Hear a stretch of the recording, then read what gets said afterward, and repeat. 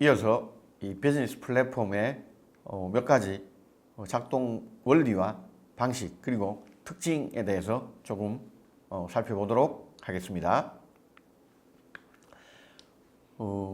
비즈니스 플랫폼에서 사실 제일 중요한 그 핵심 요소가 뭐냐면 바로 이 상호작용입니다. 상호작용. 특히나 그 플랫폼에서 가장 중요하게 생각하는 이 핵심 상호작용이 규정돼야지만 그 플랫폼의 정체성이 무엇인지 고객과 공급자, 여타 이해관계자들이 이 플랫폼은 이런 걸 하는 거지, 이게 여기서는 제일 베이스지, 이게 제일 중요하지 라고 생각하게 된다는 겁니다. 사실 일반적인 플랫폼이 등장했다고 그걸 플랫폼으로 인정하는 게 아니고 그 플랫폼이 가지고 있는 핵심 상호작용이 나름대로 굉장히 재미있고 흥미롭고 특이하면서 더 효율적인 무엇인가를 하도록 해줄 때, 그럴 때 이제 그걸 플랫폼으로 우리가 진심 느끼게 되는 것이죠. 그러다 보니 일단 플랫폼이라는 게 형성되기 위해서는 핵심 상호작용이 무엇인지 이 내용 자체를 규정하는 게 굉장히 중요하다고 말씀드릴 수가 있겠습니다. 플랫폼을 통해서 가치가 창조되려면 하나 이상의 상호작용이 동시에 일어날 수 있도록 그렇게 구상될 필요가 있다라고 말씀드립니다. 플랫폼 설계의 시작은 결국 생산자와 소비자, 기업과 고객 사이의 핵심 상호작용에 있고요. 이것들을 어떻게 설계할 거냐, 누가 먼저 상호작용을 시작할 거냐, 누가 상호작용에 대해서 피드백을 줄 거냐, 상호작용에 대해서 이게 좋은 상호작용인지 아닌지를 누가 평가할 거냐, 누가 거기에 추가적으로 반응할 거냐, 이런 여러 가지 구조들을 설계하는 게 중요하다고 말씀드립니다. 다들 잘 아시는 것처럼 좋아요를 누르는 것 자체도 뭐가 된다고요? 굉장히 중요한 상호작용이 되는 것이죠. 그런 것들이 전부 다 플랫폼을 구성하는 핵심 상호작용이 되겠습니다. 사실 핵심 상호작용 자체가 그 플랫폼에서 일어나는 가장 중요한 활동이 되겠습니다. 유튜브를 통해서 동영상을 탑재하고 그 동영상을 보고 그 자체가 일단은 유튜브라는 플랫폼이 가지고 있는 제일 중요한 상호작용의 방식이 되겠습니다. 그게 없이는 유튜브라는 것 자체가 아무런 의미가 없어지겠죠. 근데 이제 사용자들을 맨 처음 플랫폼으로 끌어들여야지 이게 플랫폼 역할을 하는 것일 거고, 결국 그렇게 끌어들여서 생산자와 소비자, 기업과 고객 사이에 또는 플레이어들 간의 가치의 교환이 이제 이루어지는 게 굉장히 중요하고, 이 가치의 교환이 바로 그 핵심 상호작용을 통해서 연결될 때 그 플랫폼의 정체성이 확립되고, 그런 것들을 바탕으로 해서 여러 플레이어들이 그 플랫폼에 대해서 호감을 형성하고 그 플랫폼을 활용하는 빈도와 정도, 강도를 높여나간다라고 말씀드리겠습니다. 일반적으로 핵심 상호작용에는 세 가지 요소가 이게 관여되어 있습니다. 첫 번째가 참여자입니다. 누군가는 보내는 사람이 있고, 누군가는 당연히 받는 사람이 있고, 누군가는 또 관찰하는 사람, 평가하는 사람도 존재할 수 있습니다. 두 번째 요소는 가치의 단위가 되겠습니다. 그 플랫폼에서 이루어지고 있는 어떤 활동, 그 활동이 전달하는 가장 본질적인, 가장 작은, 그렇지만 제일 중요한 그 가치 요소의 단위가 과연 무엇이냐, 그걸 말하는 게 바로 가치 단위가 되겠습니다. 세 번째 내용은 필터가 되겠습니다. 플랫폼을 통해서 전달되는, 만들어지고 소비하게 되는 어떤 형태의 가치 요소에 대해서 이 가치 요소가 우리 플랫폼에서 다루어지기 적합한 가치 요소인지, 또는 이 좋은 가치 요소인지 또는 앞으로도 누군가에게 추천을 받을 만한 의미 있는 가치 요소인지 뭐 가장 기초적인 상황에서는 여기에 일단 등장하는 것 자체가 적합한 것이 맞는지 뭐 이런 여러 것들을 걸러내는 필터가 이 상호작용에 반드시 들어가 있어야 됩니다. 그냥 상호작용이 본질이 아니고 핵심 상호작용에서는 그 플랫폼, 그 컨텐츠, 그 가치 요소에 부합하는지 아닌지를 어느 정도 걸러주는, 판단해주는 필터가 필요하다. 이렇게 말씀드릴 수가 있겠습니다. 결국 핵심 상호작용을 구성하는 세 가지 또 핵심 요소가 있어야 되고 이런 것들이 그 플랫폼을 규정짓는 아주 중요한 요소가 된다라고 기억해 두시면 감사하겠고요. 플랫폼이라고 하는 것은 어쨌든 이러한 핵심 상호작용을 계속해서 촉진하는 것, 그게 바로 플랫폼의 가장 기본적인 목표, 그리고 또 심지어는 제대로 된 성과라고 우리가 얘기할 수가 있는 것입니다. 하여간 플랫폼에서는 핵심 가치 요소를 중심으로 빈번하고 계속되는 플레이어들 사이에 상호작용이 일어나야 한다. 그것들을 더욱더 많이 일어나도록 계속 만들어낼 수 있어야 그 플랫폼이 진짜로 비즈니스에 적합한 머니메이킹 할 수 있는 플랫폼이라고 우리가 규정할 수가 있겠습니다. 일반적으로 플랫폼 참여자들 사이에서는 아주 다양한 방식으로 상호작용이 일어납니다. 여러 가지 상호작용 중에 우리는 핵심 가치 요소를 중심으로 하는 그 핵심 상호작용에 집중해야 되는 거죠.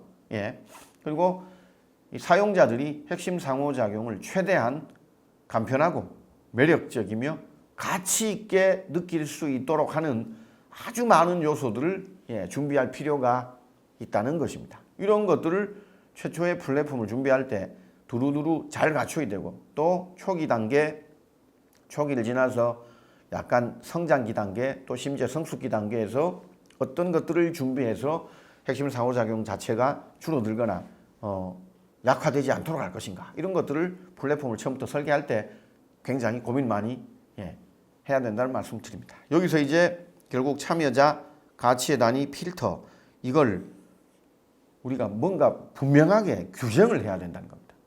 우리의 가치 단위가 다른 플랫폼의 가치 단위와 막 유사하거나 혼선을 일으킬 수 있는 그런 요소라면 사람들은 우리 플랫폼의 이름조차 기억하지 못할 것이기 때문입니다.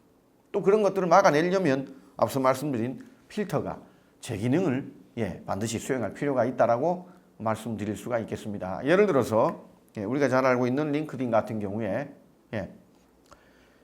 이 채용 담당자들 간의 구인 정보를 공유하는 것, 이게 뭐라고요?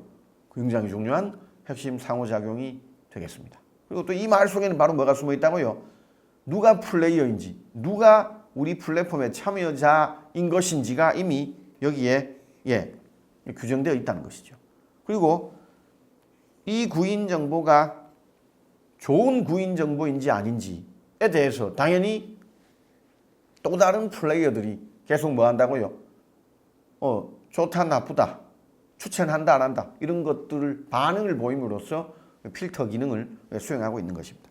두 번째로 링크드인 같은 경우에 인사 관리자들 간에 노동시장에 관한 여러 가지 견해와 의견, 생각들을 교환하는 것, 이게 또 링크드인의 핵심 상호작용이라고 규정할 수 있습니다. 결국 이걸 통해서 인사관리 담당자들은 다음번 채용 전략은 이렇게 해야 되겠다, 다음번에는 급여 수준을 이 정도보다는 더 높여서 뽑아야 되겠다, 이런 여러 가지 것들을 인사관리 담당자들 간에 노하우를 공유함으로써 자기도 얻게 된다는 거죠. 그리고 인사 분야의 여러 가지 또는 구인구직 분야의 일들과 관련해서 업계의 비평가들이 보여주는 글로벌 트렌드와 관련된 여러 의견들, 그 일반적으로는 이 미디어나 신문 등을 통해서는 짧게 대충 기사 속에서 간단하게 접하는 정도밖에는 안 되는데 링크드인 같은 경우에 업계의 굉장히 전문성이 있는 비평가들이 글로벌한 인사 트렌드와 관련해서 이렇게 될 확률이 굉장히 높다라는 걸 아주 다양한 증거와 논리를 가지고 설명해 준다는 거죠. 그런 것들을 들어가서 볼 수 있게 되는 거죠. 예를 들어서 제일 대표적인 게 미래 인재가 갖추어야 될 역량이 무엇인가, 이걸 주요 산업별로 누군가가 설명해 주는 이런 내용들에 대해서 관심이 있는 모든 사람들은 링크드인에 접속해서 그 내용을 보고 듣고 느끼게 되고 자기가 앞으로 무엇을 해야 될지를 생각하고 구상하게 될 거란 겁니다. 그렇게 되면 될수록, 그리고 그게 정말로 좋은 내용이고 자기가 보기에 정말 나에게 많은 도움이 됐다 라고 인지되면 될수록 더욱더 자주 링크드인에 접속하게 되고 더 상호작용하게 되고 의견을 표출하게 되고 더 많은 정보를 소비하게 되고 심지어 자기의 정보도 거기에 올리게 되는 이런 일들이 벌어진다고 말씀드릴 수가 있겠습니다. 링크드인이 처음 개시될 초기에 전문가들을 연결한다. 인사 분야 전문가들을 연결한다는 것 자체에 핵심 상호작용에 중심을 두었다고 합니다. 그러니까 많이 가입은 했는데 활동을 안 하면 안 되겠죠. 각 분야의 전문가들이 자기 전문 분야의 여러 가지 의견들을 탑재하도록, 그리고 거기에 대해서 서로 간에 의견을 개진하도록 하는 여기에 상호작용 초점을 두고 링크드인이 준비되고 처음에 점점 활동을 확대해 나갔다라고 이렇게 말씀을 드릴 수가 있겠습니다. 두 번째는 참여자 플레이어가 되겠습니다. 일반적으로 모든 핵심 상호작용에는 참여자가 기본적으로는 둘 또는 둘 이상이라고 할 수도 있지만 특정 순간에는 거의 대부분 둘이 되는 경우가 많은데요. 결국 가치를 생산하는 어떤 플레이어와 가치를 소비하는 어떤 플레이어가 있다는 겁니다. 여기서 근데 조금 생각하실 필요는, 가치를 만들어내려고 하면 누군가는 비용이 발생할 여지가 있다는 거죠. 또 한편으로 가치를 소비한다는 측면에서는 누군가 여기에 대해서 가격을 지불해야 될 필요성도 있는 거다. 이런 생각들을 일단 기본적으로 조금은 하고 계셔야 됩니다. 왜냐하면 모든 핵심 상호작용에 참여자가 생산자, 소비자로 구성되어 있는 것은 맞지만 훌륭한 생산자, 훌륭한 소비자가 되기 위해서는 요걸 고민해야 되고, 특히 훌륭한 플랫폼이 되기 위해서는 비용과 지불할 어떤 수단을 잘 매칭시켜서 이 사이에서 뭘 만들어야 된다고요? 플랫폼 자체의 수익성을 어떻게 담보할지를 고민할 필요가 있다는 것까지 간단하게 말씀드립니다. 이 두 참여자의 역할을 모두 아주 구체화시킬 필요가 있습니다. 인사 관련 전문 지식이라 함은 이러한 조건을 충족시키는 내용, 그걸 우리가 인사관리 분야의 글로벌 트렌드라고 규정합니다. 이런 것들이 충족되는 컨텐츠를 올려주세요 라고 일단 얘기하는 거고요. 또 한편으로 이런 내용에 대해서 이렇게 여러분들께 전달 드리니 그런 내용에 대해서 요런 방향으로 의견을 더 주시거나 그런 내용에 대해서 반대하실 경우에는 개인적인 느낌을 얘기하지 마시고 가능한 한 증거로 얘기해 주시지요. 이런 식으로 참여자의 역할을 규정하는 게 핵심 상호작용이 실패하지 않도록 하는데 굉장히 중요하다라고 말씀드립니다. 또 같은 플레이어가 다른 상호작용에서 다른 역할을 할 수도 있다는 거죠. 이번에는 글로벌 인사 트렌드를 올렸지만 다음번에는 그 글로벌 인사 트렌드에 비평을 가하는 비평가가 진짜 될 수도 있고요. 또는 그 내용으로부터 자기가 어떤 정보를 얻어서 자기 분야의 새로운 일자리를 찾아낼 수도 있다는 것입니다. 결국 에어비앤비에서 동일한 사람이 한편으로는 호스트가 되기도 하지만 한편으로는 뭐가 된다고요? 게스트가 되기도 한다는 거죠. 결국 잘 설계된 플랫폼에서는 사용자들이 역할 전환을 아주 쉽게 할 수 있다는 겁니다. 이거 하다가도 저걸 할 수 있고 저걸 하다가도 이걸 할 수 있고 또는 없던 역할도 만들어내서 할 수 있는, 그러니까 이렇게 될 경우에 그 플랫폼이 잘 설계되어 있다라고 우리가 규정합니다. 왜냐하면 참여자들에게 이 자유를 부여하기 때문입니다. 물론 참여자는 더욱더 자유로워지기를 원합니다. 자기 마음대로 하는 걸 누구나 다 원하는 거니까요. 그럼에도 불구하고 앞서 말한 것처럼 어떤 기준에 대해서 잘 공유되고 있다면, 또 이것들이 잘 지켜지고 있다면 가능한 한 그 범위 안에서 최대한의 자율이 보장될 때 더욱더 많은 상호작용이 발생할 수 있고, 그 과정을 통해서 플랫폼 자체가 더욱더 이 지수적인 형태로 고객 기반과 생산자 기반을 확장시켜 나갈 수 있다는 것이죠. 지금 방금 지수적인 형태라고 이제 말씀드렸고, 이게 결국은 앞서 말씀드렸던 기하급수 경제에서의 핵심적인 요소가 된다라는 것까지 같이 기억들을 좀 해주시면 좋겠습니다. 그리고 이 다수의 사용자들 그리고 다양한 유형의 사용자들이 하나의 상호작용에 다 뭉쳐들어서 모여들어서 동일한 역할을 수행할 수도 있습니다. 결국은 개인, 기업, 친구 그룹, 비영리기관 등 참여자의 유형에 관계없이 페이스북에서는 다양한 참여자들이 자신의 행동, 생각 이걸 알리기 위해서 컨텐츠를 포스팅하는 상태 업데이트 이걸 계속해서 수행한다는 거죠. 누구든 관계없이 그걸 계속해서 한다는 겁니다. 그 상호작용, 그 역할을 계속해서 한다는 겁니다. 유튜브의 경우에도 마찬가지겠죠. 개인이나 미디어 기업 등에 관계없이 모두 다 뭐 한다고요? 동영상을 제작해서 업로드 한다는 겁니다. 그러니까 이런 것들이 참여자라는 사람들이 플랫폼 안에 들어와서 핵심 상호작용이라는 기본적인 틀 안에서 무엇을 어떻게 하는지에 관한 내용들이 되겠습니다. 참여자의 비헤이비어 그리고 그 행동 이면에 숨어있는 어떤 목표 내지는 가치의식을 잘 발굴할 수 있다면 앞서 말씀드린 것처럼 플랫폼을 통해서 어떤 식으로 수익을 창출할 건지, 플랫폼을 통해서 생산자에게 어떤 형태의 이 비용을 커버할 수 있는 매출을 발생시켜주고 소비자에게 본인이 지불하는 것 이상의 가치 요소 또는 어떤 정보를 얻도록 할지 이런 것들을 더 잘 설계할 수 있게 된다라고 말씀을 드릴 수가 있겠고요. 마지막으로 모든 상호작용은 가치의 단위가 분명해야 됩니다. 특히 이 플랫폼을 통해서 어떤 내용이 분명하게 전달되는 것인가 또는 어떤 실체가 어떤 가치가 전달되는 것인가 그 베이스가 되는 단위를 규정할 필요가 있는데요.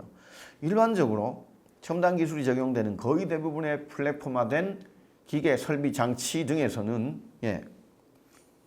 이 정보화라고 하는 게 가장 중요합니다. 이 정보가 오고 가고 정보가 만들어지고 소비되는 정보의 교환으로부터 모든 상호작용이 비롯된다라고 하는 걸 꼭 좀 기억해 두시면 좋겠고, 이 정보는 가치 있는 게 돼야 되고 참여자, 특히 정보를 소비하는 그 누군가에게 매우 가치 있는 것이 돼야 됩니다. 이런 요소가 넘쳐나야, 이러한 가치 요소가 넘쳐나야 그 플랫폼이 굉장히 빠른 속도로 급격하게 성장할 수가 있게 되고 당연히 많은 플레이어들을 끌어들일 수가 있게 된다는 거죠. 대부분의 경우에 핵심 상호작용은 생산자에 의해서 가치 단위가 일단 만들어지는 것에서 시작된다라고 말씀드릴 수 있습니다. 생산할 만한 무엇인가가 없다면 소비를 하고 싶은 사람이 그 플랫폼에 들어오는 것 자체가 아마 불가능하겠죠. 그러다 보니 시작은 어디에서 된다고요? 생산자가 어떤 가치 단위를 만들고 그 가치 단위 속에 나름대로 중요한 정보, 의미 있는 정보를 녹여낼 때 일단은 핵심 상호작용이 개시된다 라고 말씀드리는 거죠. 이베이 같은 경우에 판매자가 만든 제품 또는 서비스와 관련된 이 목록이 일단 제시되죠. 킥스타터의 경우에 특정 프로젝트에 대한 상세한 설명이 제공됩니다. 그럼 그걸 보고 이런 프로젝트는 나의 이런 강점을 살려서 내가 이렇게 기여해서 이렇게 역할하고 심지어 내 사업을 이렇게 벤처로 구체화시켜낼 수 있겠구나. 뭐 이런 것들을 우리가 고민하게 된다는 겁니다. 우버 같은 경우에는 이용 가능한 차량 목록을 쫙 보여줍니다. 그럼 거기서 내가 현재의 재정 상태와 나의 목적과 이동 거리 또 내가 들고 가야 될 짐 이런 것들을 고려해서 목록 가운데서 선택하게 되고요. 트위터 같은 경우에는 트윗 내용 자체가 일종의 정보화되어 있는 가치 단위가 되겠습니다. 또 링크드인 같은 경우에 해당 전문가의 프로필 이 자체를 보고 사람들이 그 사람의 어떤 글 어떤 의견을 볼 것인지를 결정하기 때문입니다. 결국 각각의 경우에 사용자에게 가치 단위를 교환할 것인지 말 것인지 이거를 결정하는 데 도움이 될 수 있는 근거 요것들이 분명하게 제공돼야 됩니다. 반대로 얘기하면 그런 것들을 가지고 플랫폼을 구상해야 된다는 겁니다. 플랫폼이 단순히 앱으로 구현되는 게 중요한 게 아니고 그 플랫폼 안에 어떤 가치 요소가 분명하게 녹아 있는가 이런 것들을 우리가 규정하는 것이 매우 중요하다라고 이렇게 말씀을 드릴 수가 있겠습니다. 그리고 이제 필터가 되겠는데요. 필터를 가지고 플레이어들을 만족시킵니다. 궁극적으로는. 특히 필터가 선별해 주거든요. 정말 저 사람이 원하는 것을 더 정확하게 보여주는 것이죠. 필터는 플랫폼이 사용하는 알고리즘 형태의 소프트웨어 기반의 어떤 도구를 의미하는 경우가 대부분입니다.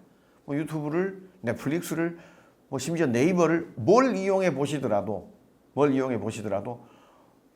내가 뭔가를 누르면 나에 맞도록 맞춤화된 개인 맞춤화된 무엇인가가 화면에 쭉 뜨게 된다는 거죠. 사용자들이 적절한 가치 단위를 직접적으로 제대로 교환할 수 있게 해주는 게 바로 이 필터이고요. 필터가 잘 설계되어 있을 경우에 플랫폼 사용자들은 자신들과 관련이 있으면서 동시에 유용한 가치 단위 이것들을 제공받을 수 있게 됩니다. 당연히 이것들이 앞서 말했던 지불 의사를 높여줄 수 있는 요소가 됩니다. 사실 필터 자체가 제대로 작동하지 않게 된다면 사용자들, 플레이어들이 이 플랫폼에 들어오지도 않을 것이며 들어왔던 사람들조차 전부 다 이탈할 겁니다. 왜냐하면 쓸모없는 가치 단어가 계속해서 나에게 노출되고 나에게 전달되기 때문입니다. 이건 뭐야? 날 잘 모르네? 내가 이런 사람인데 날 전혀 이해하지 못하고 있네? 뭐 이런 식의 일들이 벌어진다고 말씀드립니다. 결국 얼마나 좋은 필터를 쓰는가 이게 매우 중요하죠. 여러분들 다들 이미 잘 아실 겁니다. 예를 들어서 구글에서 어떤 자료를 찾을 때요. 검색을 하고 난 다음에 자료를 쫙 찾으려고 하면 화면의 제일 아래쪽에 1, 2, 3, 4, 5, 6 해서 뭐 10페이지까지 페이지 번호가 쭉 떠 있습니다. 구글의 필터가 좋은 필터였다면 나는 첫 번째 페이지에서 중요한 모든 것들을 전부 다 얻었겠죠. 내가 2페이지, 3페이지, 4페이지, 4페이지, 심지어 9페이지, 10페이지까지 넘어가서 어떤 정보를 보려고 클릭질을 하고 있다면 구글은 뭘 반성해야 된다고요? 나의 검색어에 대한 답이 제대로 필터가 되지 않았다라고 이제 구글 자기들도 아마 느끼고 있을 것이며 저도 이용 고객으로서 구글이 나한테 좋은 정보를 잘 못 주는구나 라고 이제 느낄 수밖에 없게 되는 것이죠. 그만큼 필터 역할이 중요하다라고 말씀을 드릴 수가 있겠고요. 플랫폼은 이전에 생산자가 생성했던 수백만 개의 가치 단위에 필터를 적용해서 검색어와 일치하는 또는 진짜 그 사람이 원할 것 같은 그 무엇인가 그 특정 가치 단위를 찾아내서 제공하는 것입니다. 이게 바로 이제 필터 역할이고요. 어떤 방식이든 모든 플랫폼은 필터를 이용해서 정보 교환을 관리합니다.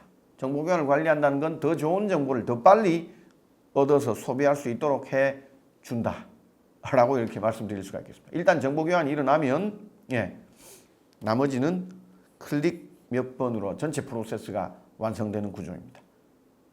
그러니까 이런 측면에서 플랫폼이 훌륭하다라고 평가받으려면 필터의 성능이 탁월할 필요가 있다라고 말씀을 드려볼 수가 있겠습니다. 앞서 말씀드렸던 내용에서 어느 정도 감은 잡으셨겠지만 이 플랫폼 입장에서 보자면 아주 중요한 핵심 기능이 존재합니다. 플랫폼의 목적을 핵심 상호작용을 가능한 한 극대화시켜서 궁극적으로는 참여자들에게 없어서는 안 되는 필수적인 존재가 되는 것이 바로 플랫폼의 목적이 되겠는데요. 결국 이제 이 말을 우리가 다시 한번 살펴보자면 가치 있는 핵심 상호작용, 이게 계속해서 발생하도록 하고 그것들에 대해서 더 많은 사람들이 참여가 돼야 되겠죠.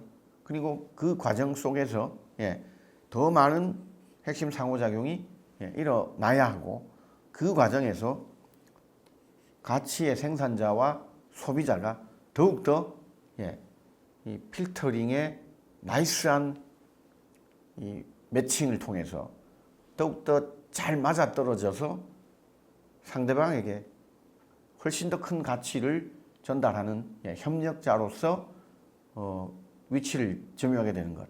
이게 바로 플랫폼이 궁극적인 목적을 달성하는 세 가지의 핵심 기능이다라고 말씀드릴 수가 있겠습니다. 일단 플랫폼은 누군가를 끌어와야 하고요. 그게 생산자든 소비자든 관계없이 누군가를 끌어와야 하고요. 그들 사이에 상호작용이 더욱더 빈번하게, 더욱더 강력하게 벌어지도록 촉진해야 하고요. 그 과정 속에서 더욱더 쌍방간에 나에게 이게 정말 필요한 걸 바로 저 사람이 제공해 주는구나. 이 플랫폼에 들어오면 이런 것들을 정말로 많은 고객들에게 내가 이렇게 나눠줄 수 있겠구나. 이 플랫폼에 들어오면 정말 내가 필요로 하는 알짜, 가치 요소, 그러한 정보들이 언제나 넘쳐나는구나 해서 아주 잘 매칭되도록 하는, 끌어오기, 촉진하기, 매칭하기, 이 세 가지가 플랫폼이 궁극적인 목적을 달성하기 위해서 반드시 수행해야 될 핵심 기능이라고 말씀드릴 수가 있겠습니다. 플랫폼의 3대 핵심 기능에 대해서 조금 더 구체적으로 설명드리겠는데요. 첫 번째, 끌어오기입니다. 이 플랫폼은 반드시 생산자와 소비자를 플랫폼으로 데리고 와야 합니다. 끌어오기 없이는 절대로 이 생산자와 소비자들 간의 상호작용이 시작되거나 일어나는 게 불가능할 것이기 때문입니다.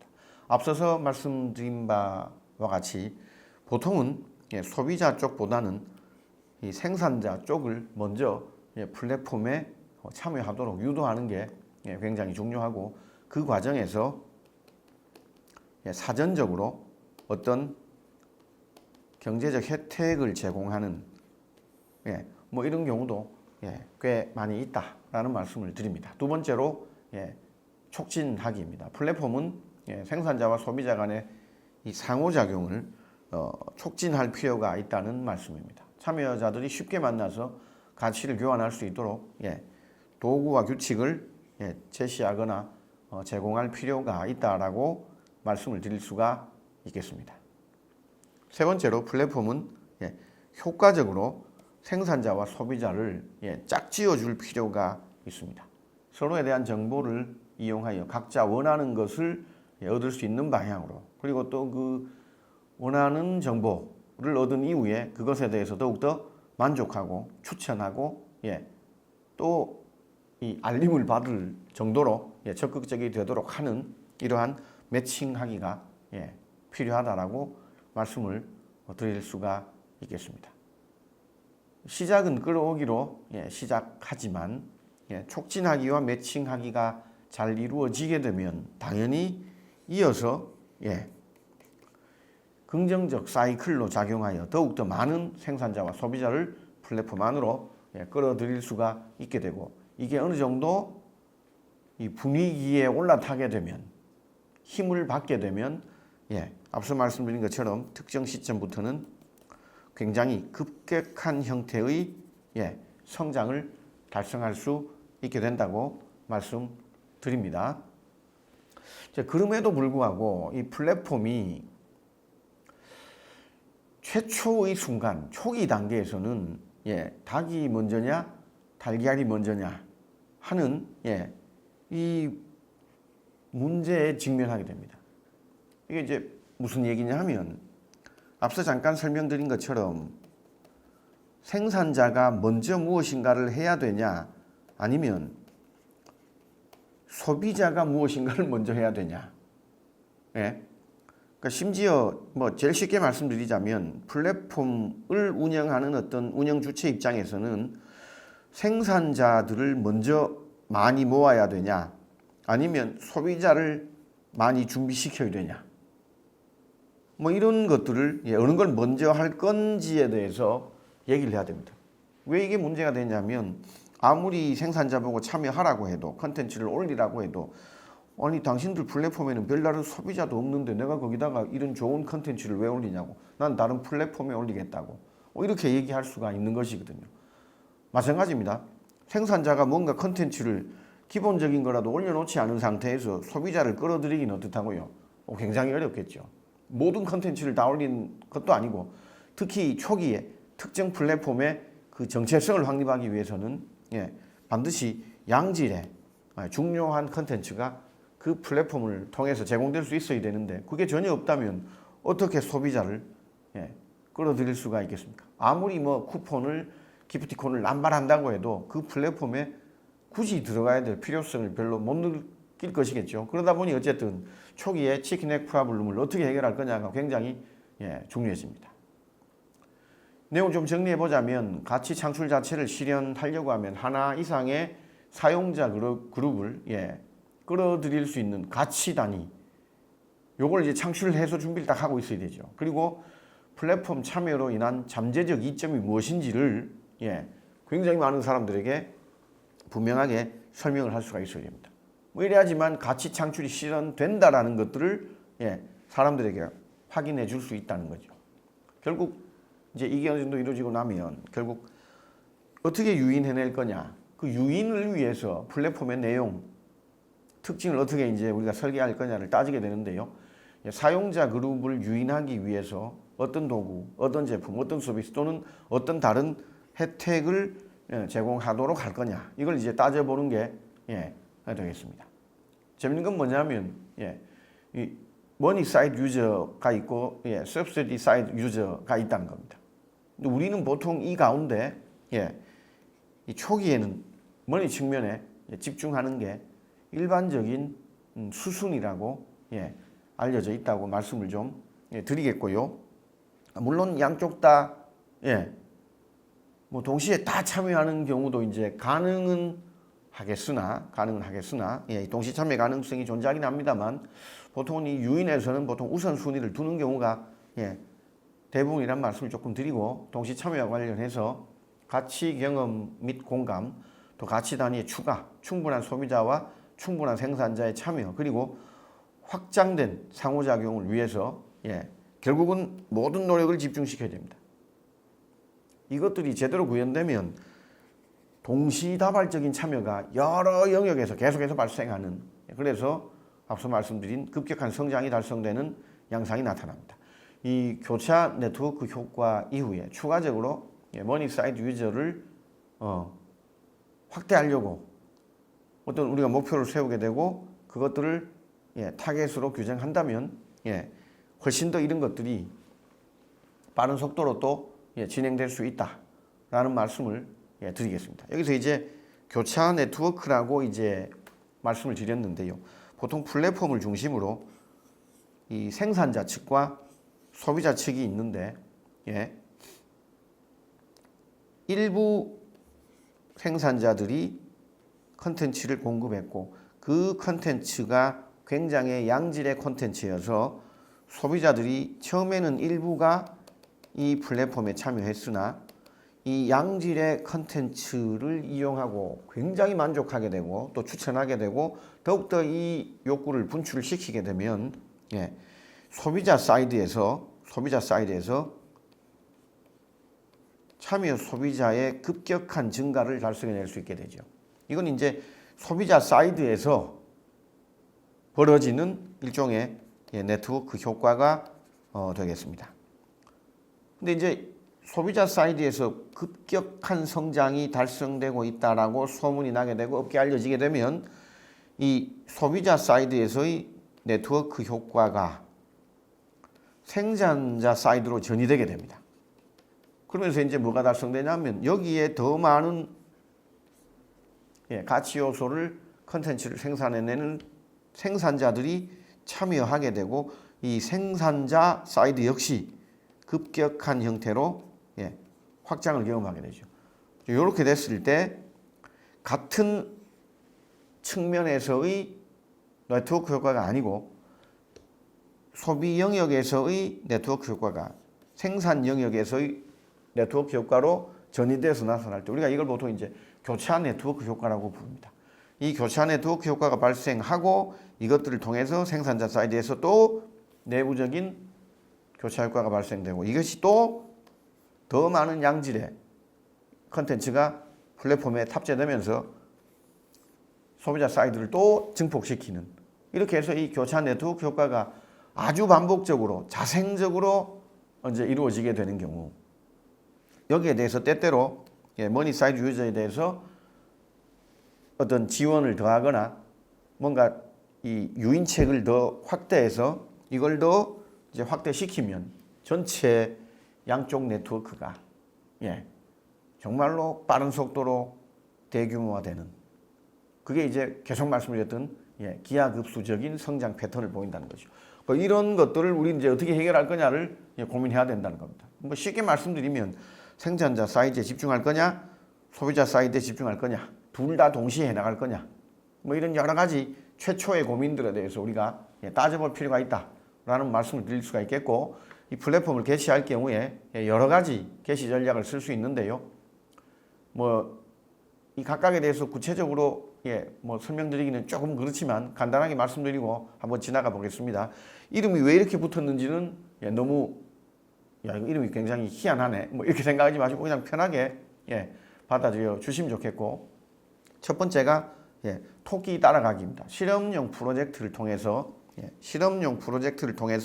일단 뭔가를 검증해 보는 이런 작업이 되겠습니다. 두 번째가 업혀가기입니다. 다른 플랫폼의 기존 사용자들과 관계를 맺고 다른 플랫폼의 기존 사용자들과 관계를 맺고 이 사람들이 우리 플랫폼으로 들어오게끔 유도하는 뭐 이런 방식이 되겠습니다. 이미 플랫폼 자체에 대해서는 친숙함이 있는 사람들을 끌어들이는 그런 방식이 되겠고요. 세 번째는 씨 뿌리기 방식이 되겠습니다. 최소한 하나의 잠재적인 사용자 그룹과 관련된 가치 단위를 분명하게 만들어 놓고 여기에서 이제 모든 걸 시작해 보는 것이고요. 다음 유명 브랜드 이용 전략도 있습니다. 중요한 특정 사용자 그룹의 참여를 독려하기 위해서 돈을 주거나 기프티콘을 주거나 특별한 혜택을 제공하는 뭐 이런 내용들이 이 유명 브랜드 이용 전략이 되겠고요. 단면 우선 전략은 특정 사용자 그룹에게 혜택을 주는 제품이나 서비스를 중심으로 일단 비즈니스를 만들어 놓고 그 비즈니스를 이후에 플랫폼으로 양면, 다면이 되도록 확장시키는 그런 방식이 단면 우선 방식입니다. 뭐 이것과 관련해서 우리가 플랫폼이라고 하면 보통은 양면 시장을 또는 다면 시장을 연계하는 매개체, 이걸 우리가 플랫폼으로 규정한다 라고 생각해 주시고, 양면을 동시에 고려하지 않고 그중에 한쪽 면에 어느 정도 비즈니스를 성공시킨 이후에 그걸 바탕으로 플랫폼을 만들어가는 이런 게 바로 단면 우선 전략이 되겠고요. 생산자 주도 전파는 생산자를 끌어들일 수 있도록 플랫폼을 집중 설계하는 것, 그게 바로 생산자 주도의 전파 전략이라고 말씀을 드릴 수가 있겠고, 예외적으로 동시다발적 참여 효과, 이것들을 이제 극대화시키는 걸 우리가 빅뱅 전략이라고 얘기하기도 합니다. 전통적인 푸시 마케팅 전략을 아주 적극적으로 활용해서 플랫폼에 대한 막대한 관심과 주목을 이끌어내는 뭐 이런 방식이 되겠고요. 그다음 마지막이 이제 마이크로 마켓 전략입니다. 이미 상호작용에 참여하고 있는 회원들, 요게 이제 작은 시장을 형성하도록 목표로 삼아서 조그맣게 시작해보는 방식. 그러니까 이걸 이제 마이크로 마켓 전략이라고 말씀을 드릴 수가 있겠습니다. 앞서서 플랫폼 개시와 관련해서 닭이 먼저냐, 달걀이 먼저냐라는 문제가 이제 발생하는 경우가 많다라고 말씀드렸고, 이어서 개시 전략을 지금까지 알려져 있는 개시 전략을 한번 유형화해 보니까 8가지 정도의 이 플랫폼 개시 전략이 존재한다라고 이렇게 정리해서 말씀을 드려볼 수가 있겠습니다. 뭐 보시면 마이크로 마켓 전략 같은 것들이 어떻게 보면 가장 단순하고 초기에 투자비가 적게 들면서 크게 무리하지 않아도 되는 뭐 그런 어떤 방식이라고 말씀드릴 수가 있겠습니다. 반면에 이 빅뱅 전략 같은 것들은 대규모의 투자를 지속해야만 될 가능성이 굉장히 큽니다. 이런 빅뱅 전략 같은 경우에는 뭐 여러 계열사가 동시다발적으로 집중해서 해내려고 할 때 뭐 활용해 볼 수가 있는 거라고 말씀드릴 수가 있겠고요.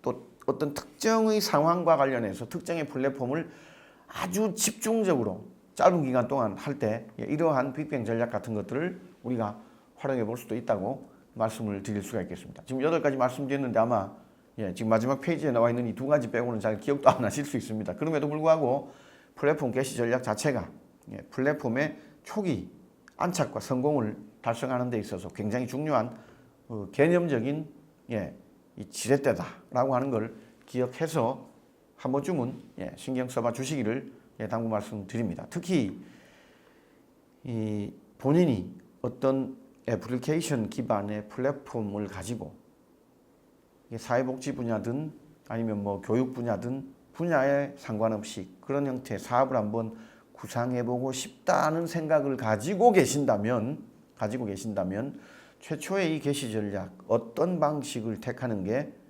적은 투자 비용으로 의미 있는 나름의 성과를 달성할 수 있을 것인지 깊이 고민하실 필요가 있다는 말씀을 다시 한번 드려봅니다.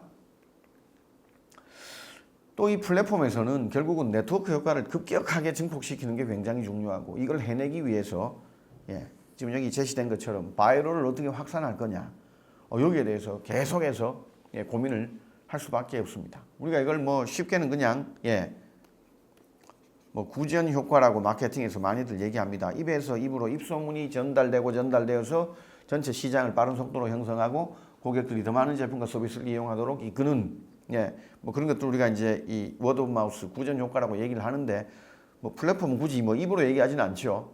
그럼에도 불구하고 이러한 마케팅에서의 구전 효과 유사한 개념으로 이 바이럴을 어떻게 확산시킬 거냐라고 하는 게 굉장히 중요한 포인트가 됩니다. 플랫폼 비즈니스에서 바이럴 확산 프로세스, 요것들을 어떻게 어느 시점부터 어느 정도의 강도로 얼마나 오랫동안 이걸 추진해서 안착시킬 거냐, 이게 굉장히 플랫폼 전체 전략에서 중요한 부분이 된다라고 말씀드릴 수가 있겠고요. 결국 이 바이럴 확산과 관련해서는 송신자가 누구냐, 또 수신자는 어떠하냐, 거기에 가치 단위를 무엇으로 해서 어떻게 전달할 거냐, 이 과정 속에서 어떤 외부적인 네트워크를 적극적으로 활용해 볼 거냐, 이 4가지에 대해서 고민할 필요가 있다라고 말씀을 드릴 수가 있겠고요.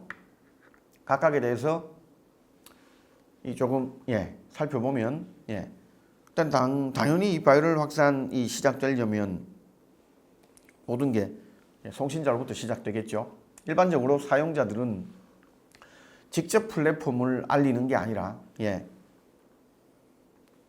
소셜 피드백을 얻기 위해서 송신자가 되는 거죠. 그러면 이제 피드백이 들어오게 되는 거고, 이 피드백이 결국 명성, 성취, 경제적 이익 뭐 이런 것들을 가져다 준다라고 기억해 두시면 좋겠습니다. 가치 단위와 관련해서 모든 가치 단위가 전부 다 확산될 잠재력을 다 갖고 있냐 하면 그것은 좀 아닐 수 있다라고 알려져 있습니다. 확산 가능한 가치 단위, 이거를 생성하고 전파하는데 집중을 해야 되고, 이것들을 어떻게 잘 관리할 거냐, 거기에 신경을 많이 써야 됩니다. 모든 가치 단위가 아니다라고 하는 거, 이 과정에서는 거시적인 상황 변수에 대해서도 고민을 같이 하실 필요가 있고, 특히 이 플랫폼 자체에 이미 참여하고 있는 플랫폼 참여자의 개별적인 특성이 무엇인지 이걸 맞춤형으로 고민하는 그러한 노력도 뒤따를 필요가 있다라고 감히 말씀을 드립니다. 이 외부 네트워크와 관련해서는요, 인스타그램, 트위터, 징가, 슬라이드 등 이런 여러 플랫폼들이 페이스북이라고 하는 기존의 또 다른 어떤 플랫폼을 발판으로 해서 바이럴을 제대로 확산시켜냈다는 겁니다. 그러니까 본인이 플랫폼인 경우조차 기존의 플랫폼을 어떻게 전략적으로 활용할 거냐, 이것들을 계속해서 고민할 필요가 있다는 겁니다.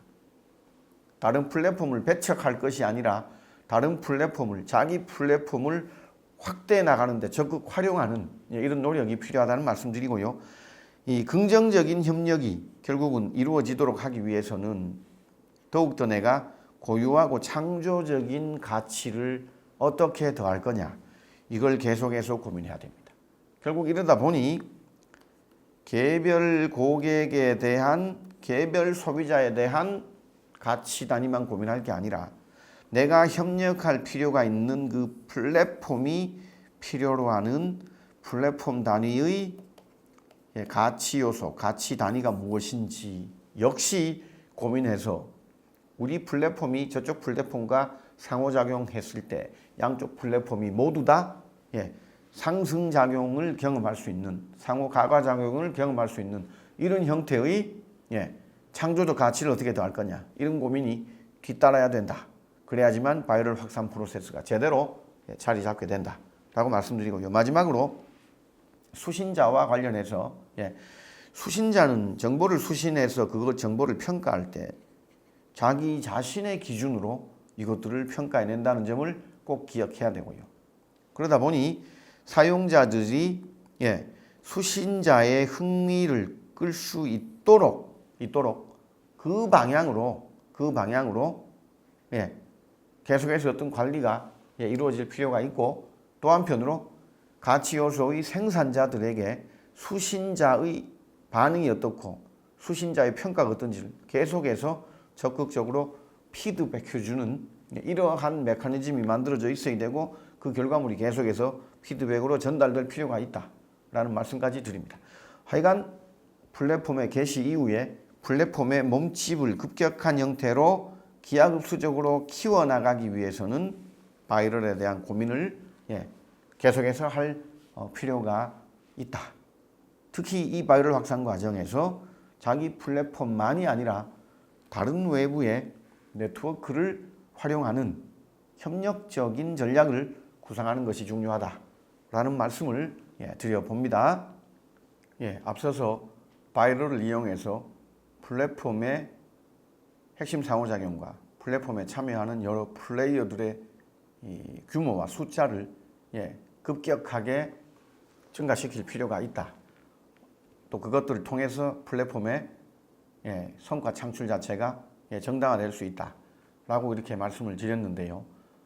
이어서 실질적으로 플랫폼을 통해서 창출되는 가치의 그 유형이 어떠한지, 누구를 위한 어떤 가치가 창출되는 것인지에 대해서 조금 구체적으로 설명드려 보도록 하겠습니다. 사실 이 플랫폼이 창출해내는 가치의 유형이 어떠한가, 이 자체가 앞서서도 몇 번 말씀드렸습니다만 이 플랫폼 자체의 수익 모델이 어떻게 구성되고 작동하는가, 요거를 결정짓는 아주 핵심적인 이 기준 내지는 이 모형을 만들어내는 출발점이 된다라고 말씀을 드려볼 수가 있겠습니다. 왜냐하면 가치를 받는 이쪽에 있는 사람들이 결국은 무언가를 지불을 해야 될 필요가 있기 때문입니다. 혜택을 받는 사람이 거기에 대해서 대가를 지불하는 이런 방식이기 때문에 결국 누구를 위해서 어떤 형태의 가치가 창출될 것인가, 잘 따져보면 우리 플랫폼의 수익 모델을 어떤 식으로 구조화시켜 가야 될 것인지를 생각해 볼 수 있다라고 말씀드리고요.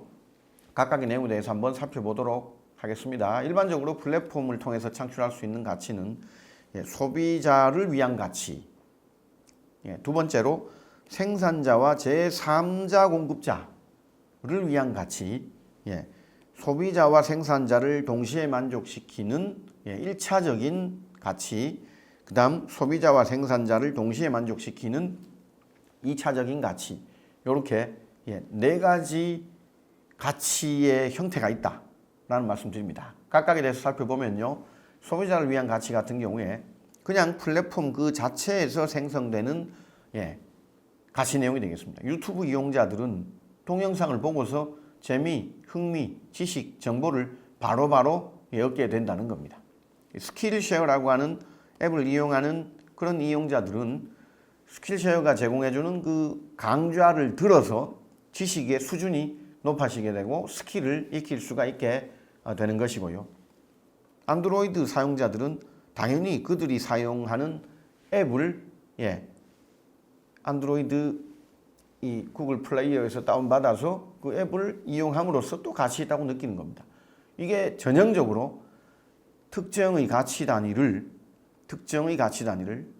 이용하는 그 소비자가 그 컨텐츠 내지는 가치 단위 소비 자체로부터 직접적으로 자기가 느끼는 가치 요소가 되겠습니다. 일반적으로 이것만 잘 구성되더라도 굉장히 많은 이용자 그룹을 끌어들일 수가 있게 되는 거 다들 알고 계실 거고요.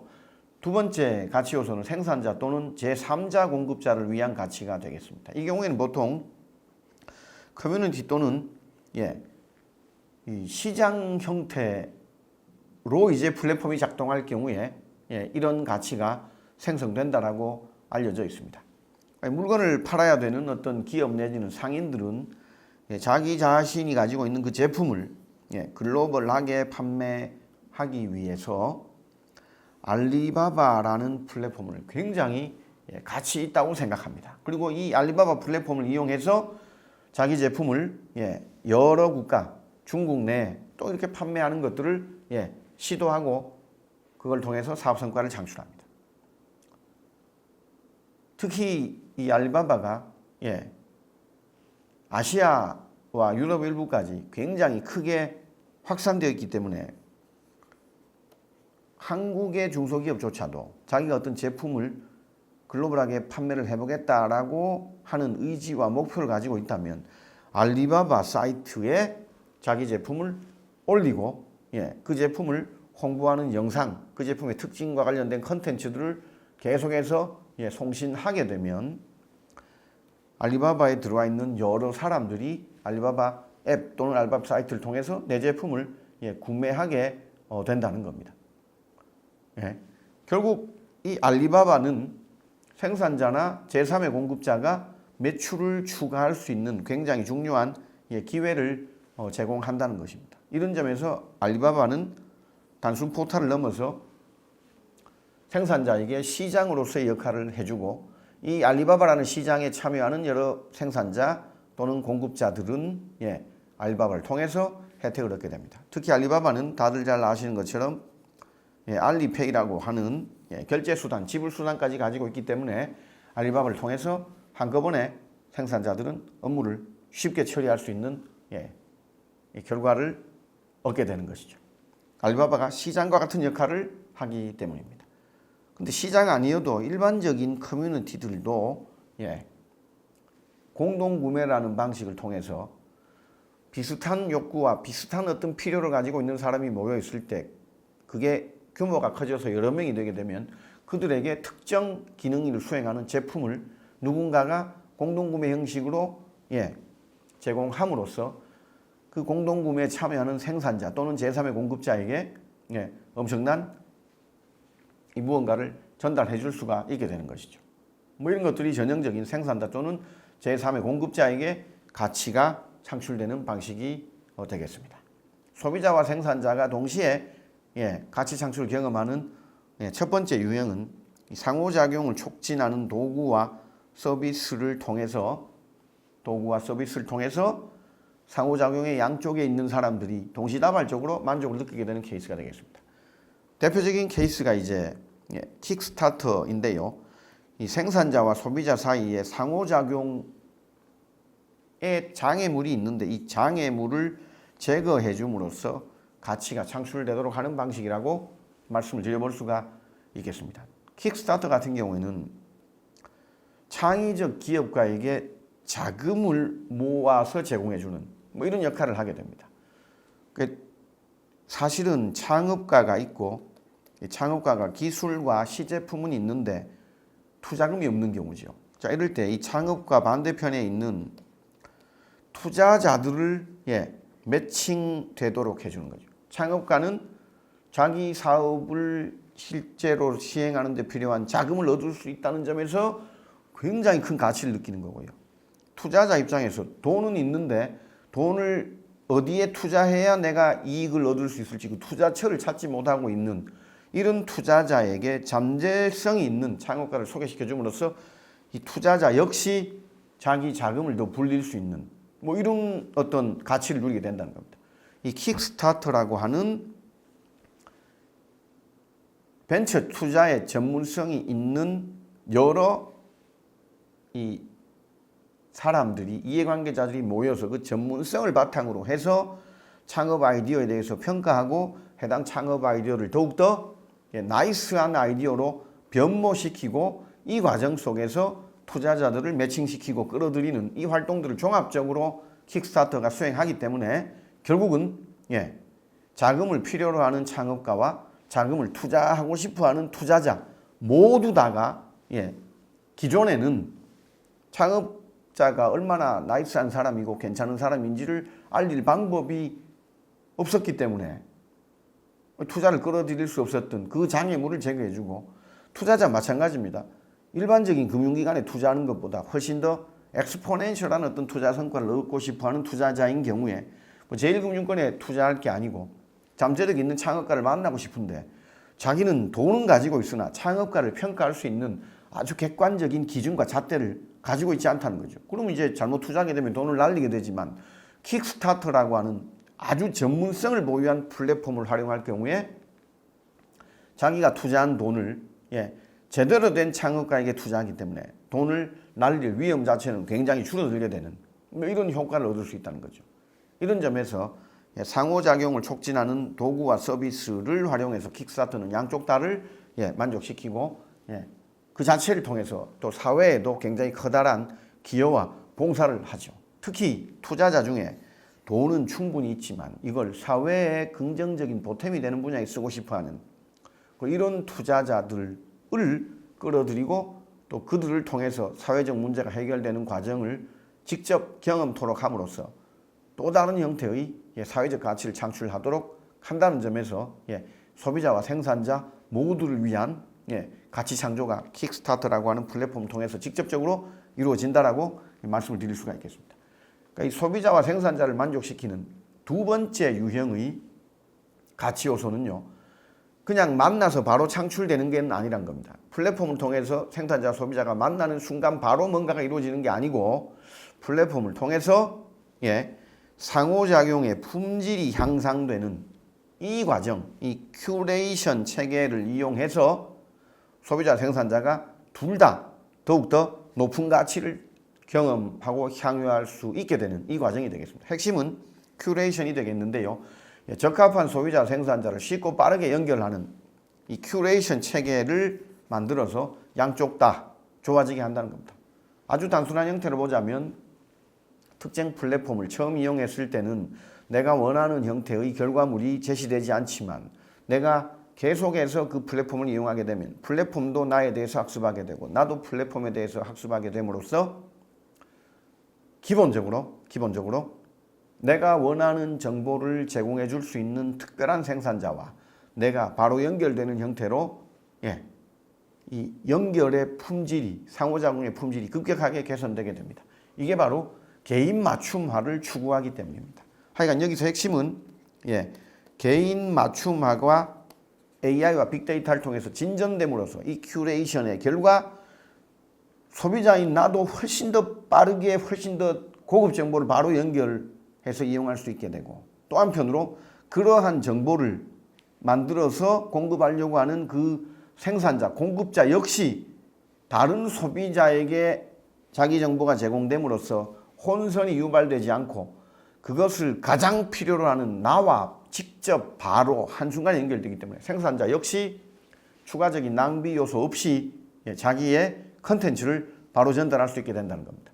이 큐레이션을 통해서 만나서 바로 되는 게 아니고 큐레이션 자체를 통해서 소비자, 생산자가 훨씬 더 큰 가치 요소를 경험할 수 있게 된다라고 이렇게 말씀드릴 수가 있습니다. 지금까지 플랫폼을 통해서 창출될 수 있는 4가지 형태의 가치 요소에 대해서 말씀드렸고, 이거 자체를 이해하시는 것도 굉장히 중요하지만 더 중요한 건 플랫폼이 창출해내는 가치 요소가 무엇인지 그 본질을 정확히 알아야지만 플랫폼이 어떤 식으로 수익을 창출할 것인지에 대한 실질적인 계획을 수립할 수 있기 때문에 이 부분에 대해서는 굉장히 주의해서 봐두실 필요가 있다라는 말씀을 일단 드려보고요. 이 플랫폼의 수익 창출과 관련해서 사람들은 그냥 네트워크 효과만 발생하면 플랫폼의 수익이 창출된다라고 굉장히 막연하게 이 기대를 하고 있으나 네트워크 효과가 있다고 해서 그게 바로 수익 창출로 연결되는 것은 아닐 수 있다라고 하는 걸 잘 기억하셔야 됩니다. 마찬가지입니다. 방문자 수가 많으면, 가입 회원 수가 많으면 그게 또 바로 수익 창출로 연결된다 라고 또 이렇게 아주 막연하게 기대하시는 분들이 꽤 많습니다. 근데 이게 아니고 앞서도 말씀드렸습니다만 플랫폼이 수익을 창출하기 위해서는 당연히 네트워크 효과가 있고 방문자 수가 많으면 도움이 된다라는 건 맞는데 그 자체는 아니라고 말씀드리는 게, 플랫폼의 수익이 창출되려면 누군가가 뭘 해야 된다고요? 뭔가를 지불할 때 수익이 창출됩니다. 지불할 때. 그래서 플랫폼의 수익 창출에 대해서 직접적으로 다룰 때는 뭘 해야 된다고요? 누가 어떤 식으로 지불하도록 할 것인가, 이걸 따져보는 게 바로 플랫폼의 수익 창출 이슈입니다. 다시 한번 말씀드립니다. 네트워크 효과가 클수록, 특히 교차 네트워크 효과가 엑스포넨셜하게 작동할수록 플랫폼의 수익 창출 가능성이 급증할 수 있다. 당연히 맞는 얘기입니다. 방문자가 많거나 가입자가 많거나 방문자와 가입자 사이에 상호작용 활동이 빈번해지면 빈번해질수록 수익 창출에 큰 도움이 된다. 당연히 맞는 얘기입니다. 그러나 그것만으로 직접 수익이 창출되냐? 그것은 절대로 아니다. 핵심은 가치를 향유하는 누군가가 어떤 방식으로 얼마나 지불할 것인가, 요걸 구체적으로 규정해야지만 뭐가 생긴다고요? 우리의 수익이 확정됩니다. 일반적으로 적정한 플랫폼의 수익 창출을 위해서는 4가지 대안을 고려할 수 있다라고 알려져 있습니다. 첫 번째가 거래 수수료를 부과하는 방식이고요. 두 번째로 커뮤니티 접근에 대한 수수료를 부과하는 방식이고요. 세 번째로 접근성 강화를 베이스로 해서 수수료를 부과하는 방식이고요. 마지막으로 제대로 된 큐레이션을 바로바로 제공함으로써 맞춤화의 수준을 강화시킴으로써 수수료를 부과하는 방식입니다.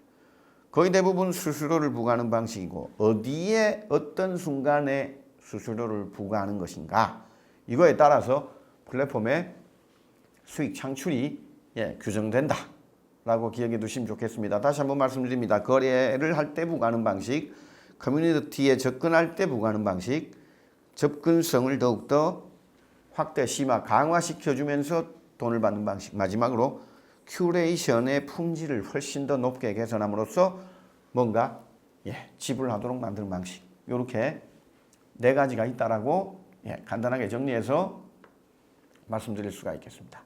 근데 이제 여기서 핵심은 또 뭐냐, 이 수익 창출과 관련해서 3가지 핵심적인 질문에 대해서 잘 따져볼 필요가 있습니다.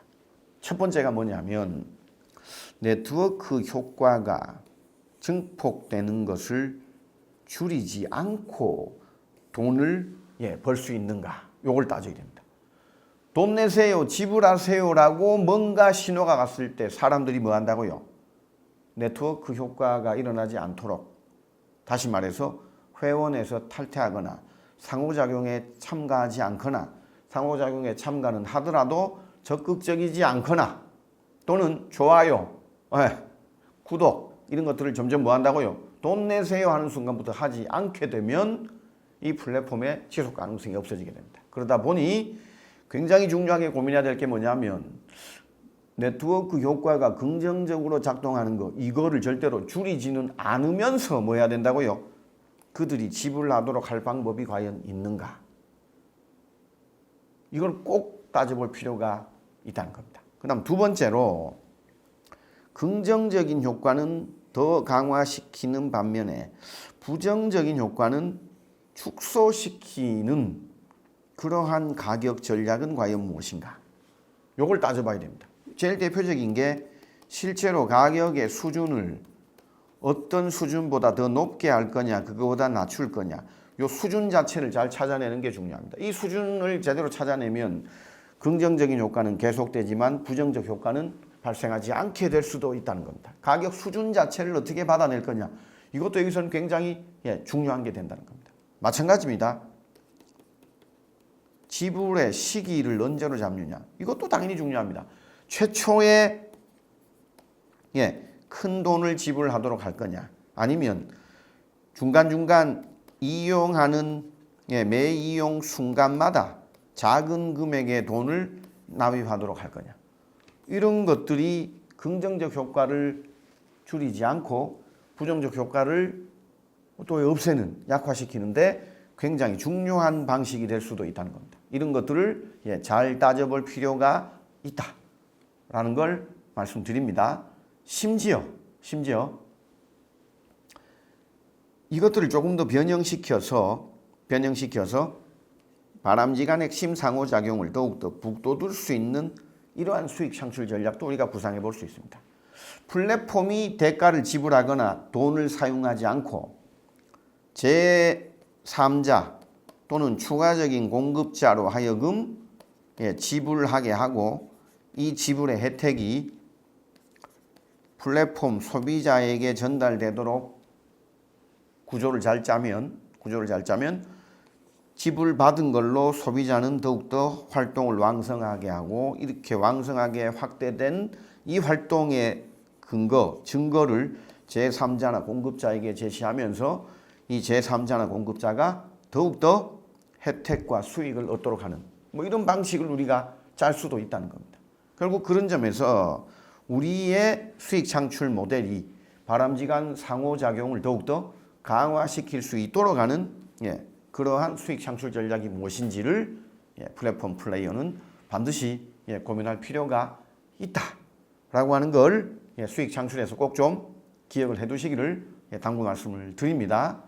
그리고 또 한편으로 계속 말씀드립니다만, 누구에게 비용을 청구할 것인지, 누가 지불하도록 할 것인지, 이것도 굉장히 중요한 요소입니다.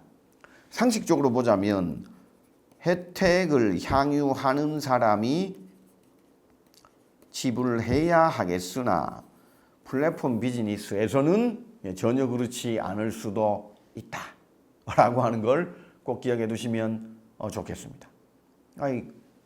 다들 잘 알고 계시는 것처럼 유튜브에서 이게 골드냐 실버냐 아니면 다이아몬드냐, 레벨이 어떤 유튜버인가에 따라서 또 다른 누군가가 해당 유튜버에게 비용을 지불하는 형태로 사업이 이루어지는 것이죠. 그러다 보니 누가 비용을 지불하도록 할 것인가, 누구에게 청구할 거냐, 이걸 잘 짜는 것도 굉장히 중요하고, 또 한편으로 보통 플랫폼에서는 반드시 이 유료화라고 하는 게 화두로 등판합니다. 계속해서 공짜로 할 수는 없는, 특히 더욱더 다양한, 더욱더 많은, 더욱더 복잡한 그 무엇인가 가치 요소를 결합해서 전달하면 할수록 비용이 많이 들기 때문에 어느 순간에는 유료화를 고민해야 되는데 언제 유료화로 전환할 거냐, 어느 부분부터 유료화 시킬 거냐, 또 유료화를 진전시키는 속도는 어느 정도로 할 거냐, 이런 것들을 종합적으로 제대로 고려해야지만 플랫폼의 수익 창출 가능성이 증가할 수 있고 계속해서 유지될 수 있다. 이렇게 말씀을 드려볼 수가 있겠습니다. 사실은 실제로 그냥 뭐 자선사업 하려고 플랫폼 하는 게 아니고 사회봉사 하려고 플랫폼을 운영하는 게 아니라면 반드시 처음부터 플랫폼의 수익 창출 방식과 그 가능성과 규모, 지속성에 대해서 계속해서 끊임없이 고민할 필요가 있다라는 말씀을 드립니다. 그럼에도 불구하고 사업 초기에는 너무 여기에 집중하지 말고 어디에 가치 단위와 핵심적인 상호작용을 중심으로 플랫폼의 모든 것들이 제대로 작동하도록 구상하는 데 집중하셔야 됩니다. 물론 이 두 가지가 제대로 되려면 앞서 말씀드린 좋은 필터 또는 평범한 필터의 필팅 수준을 계속해서 높여가는 그러한 노력들이 뒤따를 필요가 있다라고 정리해서 말씀드릴 수가 있겠고요. 플랫폼이 지금 잘 돌아가고 있냐, 플랫폼이 제대로 된 성과를 내고 있냐, 뭐 이런 것들을 따져볼 때, 플랫폼의 사업 성과를 확인하고 더욱더 관리해 나가려면 그 성과 지표를 무엇으로 정할 것인지를 따져볼 수밖에 없습니다. 근데 이것들을 따질 때 이제 과연 어떻게 따져야 되냐, 요걸 이제 잘 고민할 필요가 있는데요. 일반적인 오프라인 기업들의 경영 지표 이거하고 플랫폼 사업자의 경영 지표 이거는 일단 유사하지 않다. 이건 다르다. 다른 걸 확인해야 된다. 라고 하는 걸 꼭 기억하셔야 됩니다. 일반적인 기업의 경영 지표는 상식적으로 보자면 자산 보유 금액 대비 얼마나 이익을 달성하고 있냐, 또는 제품 매출했을 때 매출 총이익률은 뭐 몇 프로가 되냐, 또 뭐 이렇게 순이익률은 몇 프로가 되냐, 뭐 이런 것들을 굉장히 많이 따집니다. 또 한편으로 뭐 투하 자본 수익률은 어느 정도냐, 그러니까 이런 것들을 일반적인 오프라인 기업에서는 재무제표를 보면서 회계 재무 분석을 해서 이 회사가 건강한 기업이다, 그렇지 않은 기업이다, 지속 가능성이 어느 정도, 이런 걸 따지는데요. 이 플랫폼 비즈니스에서는 조금 다른 형태의 경영 지표를 일단 관리한다 라는 걸 꼭 좀 기억해 두셔야 되고, 특히 사업 상황에 따라서 플랫폼의 경영 성과 지표는 다르게 운영돼야 된다 라고 하는 것까지 명심하셔야 됩니다. 진짜 초기의 스타트업 단계일 때는 유동성, 매칭 품질, 신뢰도 이런 것들을 잘 따져볼 필요가 있다라고 지금까지 알려져 있습니다. 반면에 플랫폼이 어느 정도 이제 엑스포넨셜한 기하급수적인 성장을 보이는 이런 단계에 도달했다고 하면 양면 또는 다면 네트워크 자체가 정상적으로 작동하고 있는가, 이 자체를 집중적으로 살펴보는 게 굉장히 중요합니다. 예를 들어서 이제 이걸 살펴본다는 얘기는 처음에 클릭해서 접속한 이러한 사용자가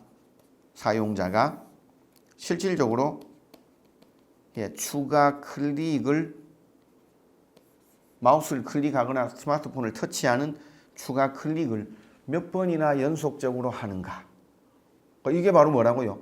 이 네트워크 효과를 유발할 가능성이 크다는 겁니다. 특히 이 추가 클릭과 관련해서 우리가 잘 알고 있는 좋아요나 엄지척을 얼마나 많이 누르도록 하느냐, 요 자체가 이제 뭐라고요? 진짜 유효한 상호작용의 결과물이 되겠죠. 그때는 이런 것들을 뭐 해야 된다고요? 굉장히 중요한 지표로서 살펴봐야 되고, 특히 앞서 말씀드린 교차 네트워크 효과가 어느 정도나 발생하고 있는지를 계속해서 확인하는 게 필요하다라고 말씀드릴 수가 있겠습니다. 마지막으로 플랫폼이 어느 정도 성숙 단계에 도달하게 된다면 얼마나 추가적인 혁신을 주도하는 데 플랫폼이 역할하고 있는가. 그러니까 플랫폼을 통해서 새로운 아이디어, 이 플랫폼을 이런 내용을 추가해서 이렇게 개조시켜 주세요. 플랫폼을 이렇게 혁신시켜야 됩니다. 이런 여러 가지 내용들이 플랫폼을 통해서 얼마나 많이 등장하고 있는가. 예, 또 한편으로 신호 대 소음의 비율, 여러 가지 의견들 중에 별로 안 중요한 것들을 얼마나 낮은 수준으로 유지할 거냐. 잡음이 없어지기 때문에 더욱더 사람들은 뭐라고요? 이 플랫폼에 계속해서 안착하게 된다는 겁니다. 다음 세 번째로 자원이 특정 활동에 얼마나 많이 소요되고 있는가. 이 자원 할당 내용에 대해서 점검하는 것들이 성숙 단계에서 굉장히 중요한 성과 평가 지표라고 말씀드릴 수가 있겠습니다. 그러니까 플랫폼의 사업 성과 지표는 일반적인 경우랑 다르다라고 하는 것까지 잘 기억해 두시면 좋겠습니다.